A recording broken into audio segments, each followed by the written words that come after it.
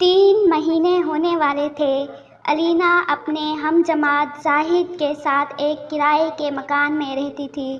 صبح دونوں اکٹھے یونیورسٹی جاتے اور اکٹھے ہی واپس آتے تھے۔ اس سے پہلے وہ اپنی یونیورسٹی کے گرلز ہاسٹل میں رہتی تھی، مگر زاہد کی محبت میں گرفتار ہو کر اس کی بغیر نکاح کی بیوی کا کردار ادا کر رہی تھی، جسے عام زبان میں گرل فرینڈ کہتے ہیں۔ الینا کے والدین نے کبھی سوچا بھی نہ ہوگا کہ جس بیٹی پر وہ بھروسہ کر رہے ہیں وہ ان کی کمر میں ایک ایسے لڑکے کے لیے خنجر گھونپ رہی ہے جس سے ملے ابھی 6 مہینے بھی نہیں ہوئے تھے۔ روز رات کو زاہد کے دوست بھی مکان میں آ جاتے تھے اور الینا، جس نے کبھی اپنے بھائیوں کو بھی پانی تک نہیں پکڑایا تھا، وہ زاہد کے دوستوں کو سالن، روٹیاں اور چائے بنا کر دیتی تھی۔ الینا کی کچھ ہم جماعت لڑکیوں میں سے سمجھایا بھی تھا کہ اس طرح اپنے ماں باپ کے بھروسے کو نہ توڑو اور اپنی عزت خراب نہ کرو، مگر الینا نے انہیں یہ کہہ کر خاموش کرا دیتی کہ میری زندگی ہے، تمہیں کیا، میں جو بھی کروں۔ 2 سال گزر چکے تھے۔ اسی دوران الینا نے زاہد کو بہت مرتبہ کہا کہ ہم نکاح کر لیتے ہیں، مگر زاہد اسے ہر بار ٹال دیتا۔ یہ سلسلہ اسی طرح سے چلتا رہا۔ الینا نے بہت چالاکی دکھائی اور اپنے والدین کو ان سب کی بالکل بھی خبر نہ ہونے دی۔ الینا امید سے ہو چکی تھی۔ جب اس نے زاہد کو بتایا تو وہ چونک سا گیا۔ زاہد کو یہ سن کر غصہ آ گیا تھا۔ وہ 2 دن گزر چکے تھے مگر زاہد نے الینا سے بات تک نہیں کی تھی۔ وہ شخص جو 2 سال سے دن رات محبت کے نغمے گاتا تھا، اب الینا کی طرف دیکھنا بھی پسند نہیں کرتا تھا۔ الینا بھی زاہد کے اس رویے سے بہت زیادہ پریشان تھی۔ دوسری پریشانی اس کے پیٹ میں پل رہی تھی۔ اب زاہد رات کو دیر سے گھر آتا اور آ کر خاموشی سے سو جاتا تھا۔ الینا رات رو رو کر گزار دیتی، مگر زاہد کو اس کے رونے سے ذرا بھی فرق نہیں پڑتا تھا۔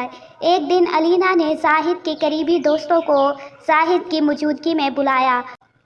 انہوں نے پوری بات بتا کر کہا کہ بھائی پلیز آپ لوگ زاہد کو سمجھائیں اور اس سے پوچھیں کہ یہ مجھ سے بات کیوں نہیں کرتا، میرا کیا قصور ہے۔ زاہد کے دوست اسی کی طرح کے تھے۔ انہوں نے زاہد سے بات کرنا شروع کی۔ ایک دوست بولا کہ تم لوگ نکاح کیوں نہیں کر لیتے؟ الینا بولی میں نے بہت مرتبہ کہا ہے مگر یہ سنتے ہی نہیں۔ زاہد یہ بات سن کر ہنس پڑا۔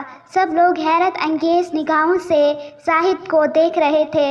زاہد تم باہر چلی جاؤ، الینا نے کہا۔ کیوں؟ میرے سامنے کہو جو تمہیں کہنا ہے۔ زاہد گرج کر بولا دفع ہو جاؤ ادھر سے۔ الینا روتی ہوئی کمرے سے باہر چلی گئی۔ اسے زاہد کے رویے کا اتنا صدمہ پہنچا کہ وہ کمرے سے باہر جاتے ہی بے ہوش ہو کر زمین پر گر پڑی۔ اس کا علم نہ ہی زاہد کو ہوا اور نہ ہی اس کے دوستوں کو۔ وہ لوگ اپنی باتوں میں مصروف ہو گئے۔ جب الینا کو ہوش آیا تو اس کمرے سے آنے والی جو باتیں سنائی دی وہ یہ ہیں کہ یار تم لوگ پاگل ہو گئے ہو کیا؟ میں اس سے شادی کروں؟ پیٹ سے ہو گئی ہے تو کیا ہوا؟ اس کو ہسپتال لے جا کر سارا کام سیدھا کر دوں گا، اور ویسے بھی پتہ نہیں جو بچہ اس کے پیٹ میں پل رہا ہے وہ میرا ہے بھی صحیح کہ نہیں۔ مجھے تو لگتا ہے یہ کسی اور کا ہے، لیکن اب پھنس تو میں گیا ہوں۔ تم لوگ ہی بتاؤ، جو اپنے ماں باپ کو دھوکہ دے کر 2 سال میرے ساتھ سو سکتی ہے وہ مجھے دھوکہ دے کر کسی اور کے ساتھ نہیں سو سکتی کیا؟ کیا پتہ تم میں سے کسی کے ساتھ اس کا چکر چل رہا ہو۔ بس 2-3 دن تک اسے ہسپتال لے جا کر ابارشن کرواتا ہوں، پھر 2 سال اور مزے لوں گا اور پھر اسے بھگا دوں گا۔ اب میرا یہ معیار تو نہیں ہے کہ میں اس سے شادی کروں۔ چلو مفت کی نوکرانی مل گئی ہے، مزے کرو، اور تم لوگ زیادہ حاجی نہ بنو، تمہارے کارنامے بھی مجھ سے چھپے ہوئے نہیں ہیں۔ زاہد اور اس کے دوست زور زور سے ہنس رہے تھے۔ ایک لڑکا بولا یار زاہد، ہمارا حصہ ہمیں کب ملے گا؟ ارے یار اب یہ تمہاری ہی ہے، بس بچے والا معاملہ سیٹ کر لوں، اس کے بعد سب مل کر مزے کریں گے۔ اب تو سو رہی ہوگی، کل جب بستر گرم کروں گا تو ویڈیو بنا لوں گا، پھر یہ ہم سب کی کھیل بن کر رہے گی اور کچھ بگاڑ بھی نہیں سکے گی۔ अलीना को अपने कानों पर यकीन नहीं हो रहा था। वो अपने कमरे में गई और अंदर से लॉक करके पूरी रात अपनी गलतियों को रोती रही। सुबह 5 बजे जाहिद ने दरवाज़ा बजाया। अलीना ने दरवाज़ा खोला और मुस्कुराते हुए चेहरे से जाहिद का इस्तकबाल किया। जाहिद भी अपने बनाए गए प्लान पर अमल करने के लिए चेहरे पर मुस्कान सजाए हुए था। इसने अलीना को गले लगाया और कहा कि सब दोस्त जा चुके हैं, मैंने तुम्हारा बहुत दिल दुखाया है, चलो आज सारा हिसाब बराबर कर देता हूँ। यह कहकर वो बेड पर लेटा और जाहिद ने अपनी कमीज़ उतारी ही थी कि अलीना ने चाकू जाहिद के सीने के आर पार कर दिया। जाहिद चंद मिनटों में ही तड़प तड़प कर मर गया। अलीना की हालत गैर हो चुकी थी। वो फर्श पर लेट गई और जार कतार रोने लगी। 7 बजे वो उठी और जाहिद की लाश बेड पर पड़ी थी। इसका मुंह अलीना की तरफ था।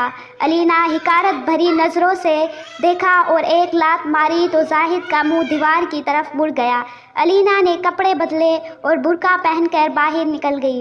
वो खुद से बातें कर रही थी और अपनी किस्मत को कोस रही थी और उसे अपनी गलतियों पर पछतावा हो रहा था, मगर अब वो अपनी गलतियों को सुधार नहीं सकती थी।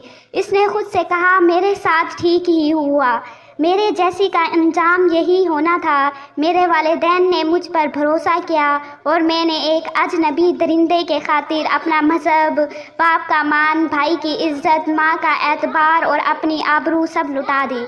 मेरा यही अंजाम होना था, नहीं बल्कि ये भी बहुत कम है। ये सोचते हुए वो मेन रोड पर चलने वाले तेज़ रफ्तार ट्रक के सामने कूद पड़ी और अपनी जान गंवा दी। आजकल यूनिवर्सिटियों की कमी और मेरिट की वजह से बच्चियों को दूसरे शहर में तालीम हासिल करने के लिए जाना पड़ता है और घर वालों से दूर हॉस्टल में दिन गुजारने पड़ते हैं। इस तरह वो घरेलू पाबंदियों से आज़ाद हो जाती हैं और इन पर नज़र रखने वाला कोई नहीं होता।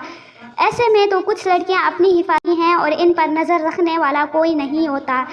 ऐसे में तो कुछ लड़कियां अपनी हिफाजत कर लेती हैं और कुछ नहीं कर पाती। यूनिवर्सिटियों का माहौल, आज़ाद ख़याली, को एजुकेशन लड़कियों की सोच बदल देते हैं। हम जमात लड़कों लड़कियों के ग्रुप बन जाते हैं। वो लोग क्लास टाइम में भी पार्क, कैंटीन या फिर सुनसान जगहों पर पाए जाते हैं।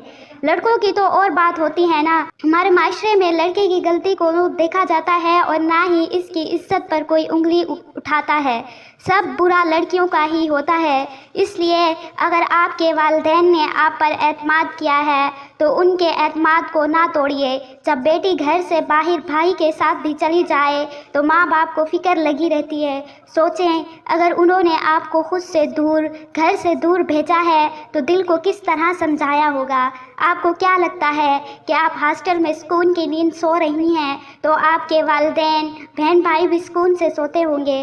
बिल्कुल नहीं। इन्हें हर लम्हा आपका ख्याल आता होगा और इनकी मोहब्बत का अंदाज़ा आपको तब ही हो जाता होगा जब आप महीने 2 महीने बाद अपने घर जाती हो और आप तालीम हासिल करने आई हैं। तालीम हासिल करें, फजूल के कामों में ना पड़ें, अपने काम से काम रखें, पर्दे का ख्याल रखें। जब तक आपका चेहरा छुपा हुआ है कोई आपको गंदी नज़र से नहीं देख सकता।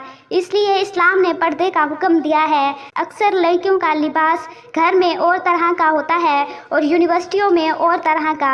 आप किसी और को धोखा नहीं दे रही, आप अपने आप को और अपने वालिदैन को धोखा दे रही हैं। खुदारा अपनी और अपने वालिदैन की इज़्ज़त का ख्याल रखें। आपको आपके वालिदैन तो नहीं देख रहे मगर अल्लाह तो देख रहा है ना, इसी का खौफ कर लें।